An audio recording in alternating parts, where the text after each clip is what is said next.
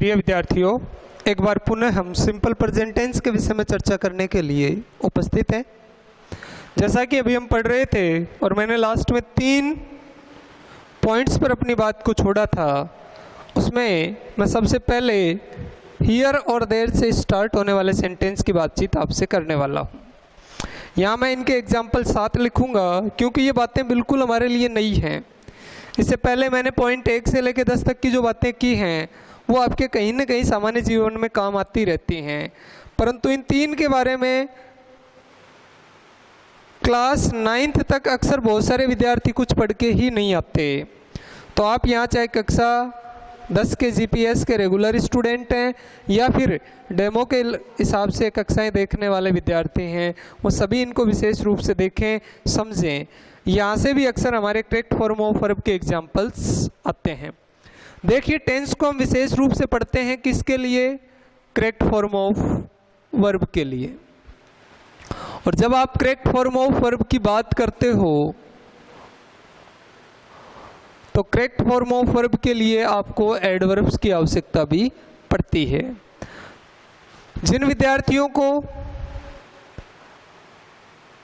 Homework के रूप में पहले से एडवर्ब्स लिखवा दी गई हैं, वो सिंपल प्रेजेंट टेंस की एडवर्ब के आधार पर करेक्ट फॉर्म ऑफ वर्ब को यूज कर सकते हैं।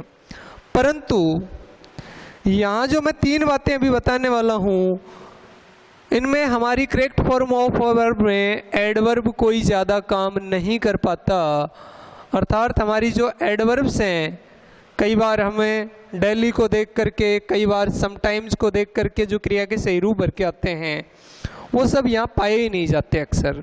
एक सेंटेंस देखें, एक वाक्य में लिखा हुआ है हियर खालिस्तान द बस, इसमें आदिबोधक चिन्ह लगा हुआ है और आगे कोष्ठक में क्रिया दी हुई है कम। तो जब इस सेंटेंस में हमें क्रिया का सही रूप भरने के लिए कहा जाता है तो अक्सर सही रूप जो प्रयोग किया जाएगा वो कम्स होगा। अब आपके दिमाग में बात आएगी, सर ये कम्स क्यों आया है, कैसे आया है? उसकी मूल वजह हियर से सेंटेंस का स्टार्ट होना और दूसरी बात सेंटेंस में मार्क ऑफ एक्सक्लेमेशन का प्रयोग होना। और ये कम्स वर्ड जो मैं यूज कर रहा हूँ वो किसकी वजह से यूज कर रहा हूँ? द बस जो नाउन है सिंगुलर, उसकी वजह से यूज कर रहा हूँ। तो आप लोग अभी पढ़ के आए थे कि जो भी हमारा सेंटेंस में सब्जेक्ट सिंगुलर होगा, सब्जेक्ट एक वचन होगा, वहाँ पर हमें वर्ब की फर्स्ट फॉर्म के साथ एस, एस या आई एस का प्रयोग करेंगे। सेकेंड एक सेंटेंस और देखें, देयर सी खालिस्तान गो, और यही मार्क्स ऑफ एक्सक्लेमेशन विस्मयादिबोधक चिन्ह। तो ऐसे हियर और देयर से प्रारंभ होने वाले वाक्य जिनमें एक्सक्लेमेटरी का यूज होता है उनमें टेंस सिंपल प्रेजेंट यूज होता है। और मैं जब यहाँ क्रिया का सही रूप भरूंगा तो इस सी के अनुसार गोज लिखूंगा। तो अब आप ध्यान से एक बात को यहाँ समझेंगे कि सर जब नाउन का यूज हो रहा है तो जो करेक्ट फॉर्म ऑफ वर्ब हम भर रहे हैं वो वर्ब नाउन से पहले प्रयोग हो रही है, जबकि प्रोनाउन का प्रयोग जब हम कर रहे हैं तो जो वर्ब का रूप लिखा जा रहा है वो कहाँ लिखा जा रहा है? प्रोनाउन के बाद लिखा जा रहा है। तो आप इस बात को ध्यान से समझें कि हियर और देयर से प्रारंभ होने वाले वाक्यों में भी अगर नाउन का यूज होता है तो वर्ब के बाद होगा, जबकि प्रोनाउन का यूज होता है तो वर्ब से पहले होगा। तो ये सी तो प्रोनाउन है और बस क्या है? नाउन। मैं समझता हूँ कि अब आपको ये बातें बिल्कुल क्लियर हुई होगी। ऐसे वाक्य काफ़ी इंपॉर्टेंट वाक्यों में से एक होते हैं जो हियर और देयर की सहायता से स्टार्ट होते हैं। तो हियर और देयर से स्टार्ट होने वाले तमाम वाक्य जिनमें विस्मयादिबोधक वाक्यों का विस्मयादिबोधक चिन्ह का प्रयोग होता है सिंपल प्रेजेंट टेंस को ही शो करते हैं। यह हमारा पॉइंट नंबर 11 है। पॉइंट नंबर 12 में आप पढ़ रहे हैं ओपन कंडीशन, और इस ओपन कंडीशन को समझने के लिए मैं एक छोटा सा सूत्र आपके सामने लिख देता हूं। ओपन कंडीशन को समझने के लिए आप अपनी ट्रेडिशनल इंग्लिश के अनुसार, परंपरागत अंग्रेजी के अनुसार एक सूत्र को प्रयोग कर सकते हैं, और वो सूत्र ये है कि सर जिस सेंटेंस में इफ, वेदर या अनलेस के बाद वाले वाक्य में वर्ब की फर्स्ट फॉर्म के साथ एस, ई एस, आई ई एस या डू डज के बाद वर्ब की फर्स्ट फॉर्म या इज, एम, आर या हैज और हैव, ये सारे रूप किस रूप में होंगे? मैन वर्ब के रूप में होंगे। ऐसी स्थितियां होने पर आपके नेक्स्ट सेंटेंस में शैल, विल प्लस वर्ब की फर्स्ट फॉर्म का यूज होता है। देखिए विद्यार्थियों, मैंने क्या लिखा है ओपन कंडीशन में। ओपन कंडीशन में जिन वाक्यों के साथ इफ, वेदर या अनलेस का यूज होता है उन्हें अंग्रेजी में कंडीशनल सेंटेंस कहते हैं, शर्तिया वाक्य कहते हैं।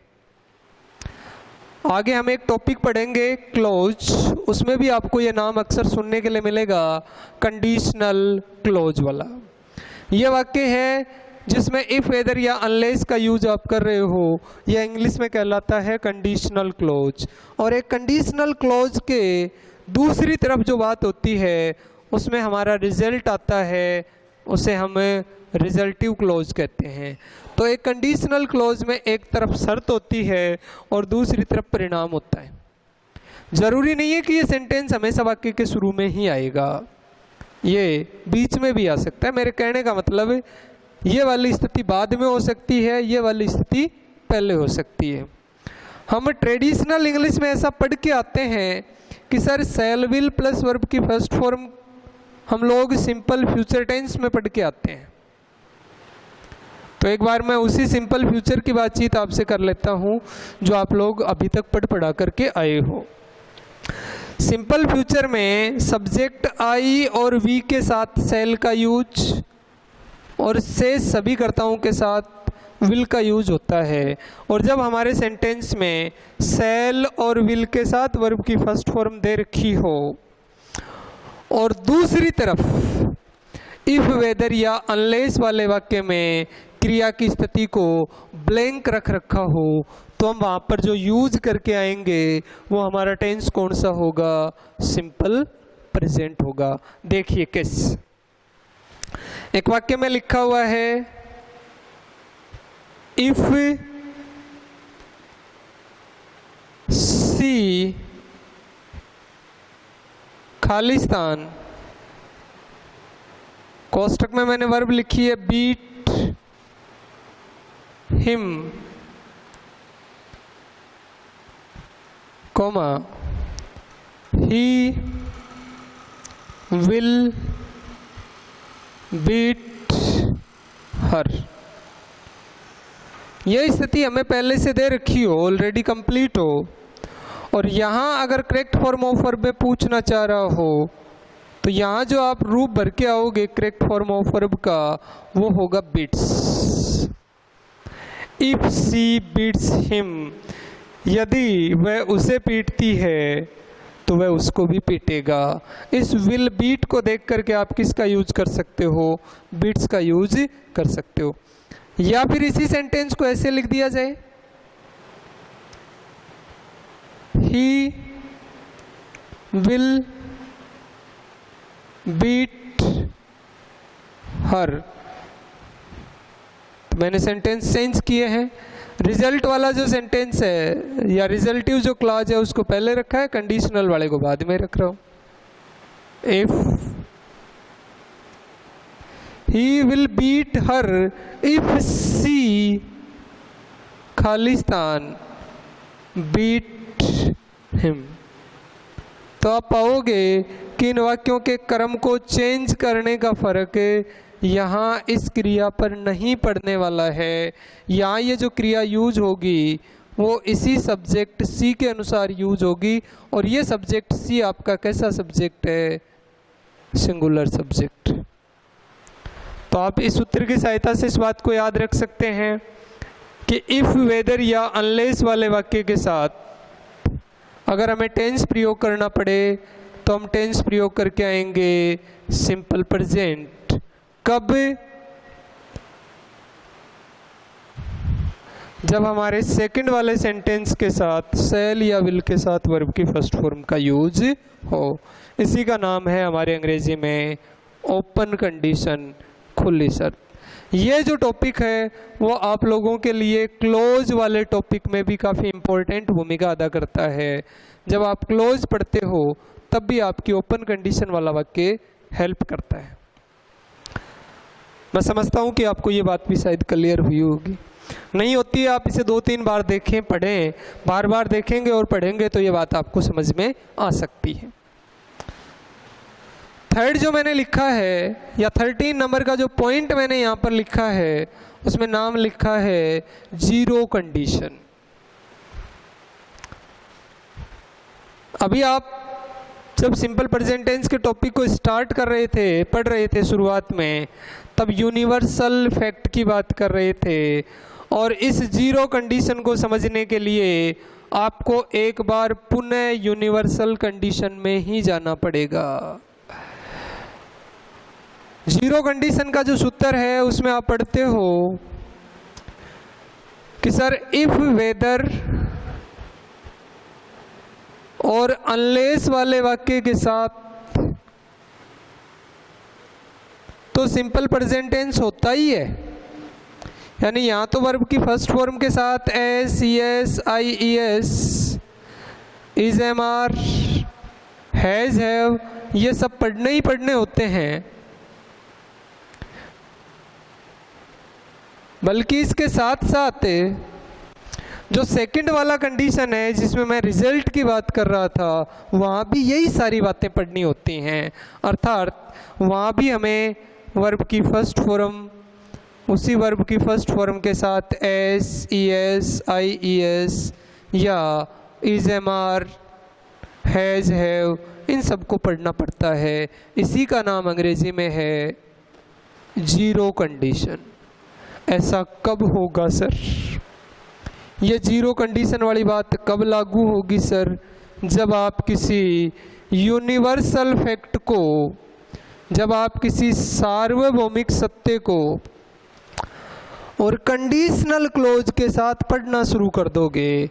ये ओपन कंडीशन और जीरो कंडीशन है, इनको आगे जब मैं क्लोज का टॉपिक पढ़ाऊंगा तो इनका नया नाम पढ़ाऊंगा कंडीशनल क्लोज। तो आप समझिए, कंडीशनल क्लोज में एक ओपन कंडीशन है और कंडीशनल क्लोज की एक जीरो कंडीशन है। क्या होती हैं, किस तरह से हमारे सेंटेंस में यूज होती हैं और हम इनको किस तरह से पेपर में एग्जाम्पल्स आने पर सही करके आ सकते हैं, इस बात को हम समझते हैं। देखिए, ओपन कंडीशन का जो वाक्य है उसमें वर्ब की फर्स्ट फॉर्म के साथ एस, ईएस, आईईएस की बात मैंने की है, परंतु दूसरी तरफ सिंपल फ्यूचर की बात करके मैंने शैल विल के साथ सेंटेंस में स्थिति को चेंज कर दिया है। परंतु जीरो कंडीशन में आप देख रहे हो कि सर इफ, वेदर या अनलेस वाले वाक्य के साथ भी वही स्थिति है जो दूसरी तरफ रिजल्ट क्लोज वाले वाक्य के साथ आती है। ये हमारा जो रिजल्ट है, ये हमारा जो परिणाम है, वो परिणाम भी इसी सिंपल प्रेजेंट टेंस में आता है। इसी का नाम अंग्रेजी में क्या है? जीरो कंडीशन है। देखिए कैसे सर, आपने एक वाक्य पढ़ा है, इफ यू हीट आइस, अगर आप बर्फ को गर्म करेंगे तो बर्फ पिघलेगी।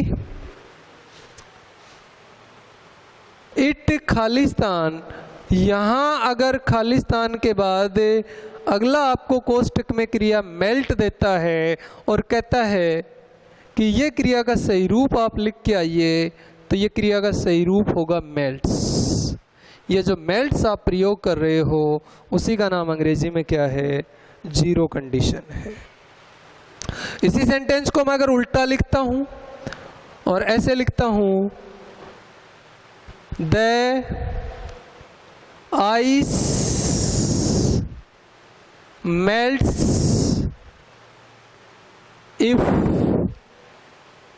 You Khalistan heat it. तो आप यहाँ पर जो क्रिया का सही रूप लिखेंगे वो क्या लिखेंगे? हीट लिखेंगे। अर्थात मेरे दोनों ही सेंटेंस में जो कर्म मैंने चेंज किया है, उस कर्म के चेंज करने के बाद आप पा रहे हो कि सर यहाँ हीट है तो यहाँ भी हीट है, यहाँ मेल्ट्स है तो यहाँ भी मेल्ट्स है। अर्थात कंडीशन है वो चेंज नहीं हो रही, इसीलिए इसका नाम अंग्रेजी में क्या है? जीरो कंडीशन है। प्रिय विद्यार्थियों, मैंने मेरे स्तर पर प्रयास किया है कि आपको सिंपल प्रेजेंट टेंस के ये जो मैंने 13 पॉइंट पढ़ाए हैं वो पॉइंट शायद आपके समझ में आए होंगे। ये रेगुलर और डेमो सभी विद्यार्थियों के लिए सेम रूप से इम्पोर्टेंट है। जो बात मुझे आपको टेंस और टाइम के संबंध में करनी थी, उसको मैं नेक्स्ट क्लास में करूँगा। तब तक आप इन्हें समझें, पढ़ें। धन्यवाद। Stay home, stay safe.